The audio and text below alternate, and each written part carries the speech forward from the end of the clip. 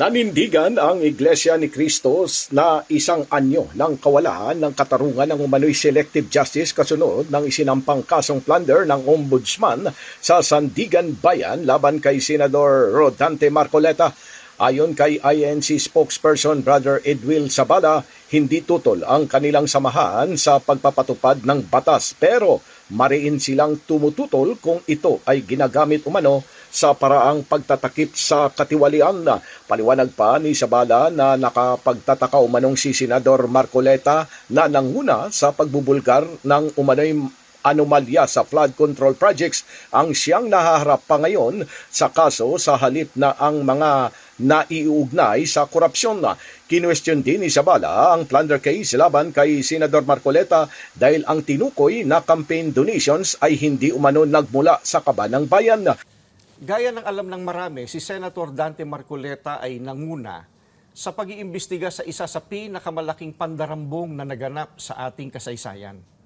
Sinimulan niya ito nang siya pa ang chairman ng Blue Ribbon Committee ng Senado. Subalit, pinalitan ng liderato ng kumiting ito.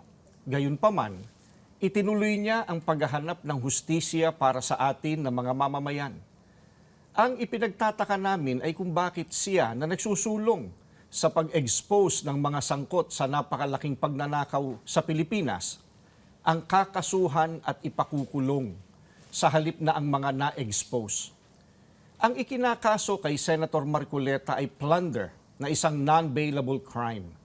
Sa makatuwid, ipakukulong siya at hindi pwedeng magpiyansa hanggang hindi natatapos ang paglilitis sa kanya.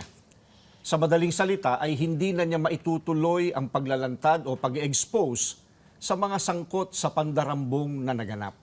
Binigyan din ng INC na patuloy nilang susuportahan ang panawagan para sa transparency, accountability, justice at peace upang lumabas na ang katotohanan sa likod ng maanumalyang proyekto. Binigyan din pa ni Sabala na kahit ipakulong nila si Senador Marcoleta ay hindi sila titigil sa paghingi ng katarungan para sa mga kababayan natin na ninakawan.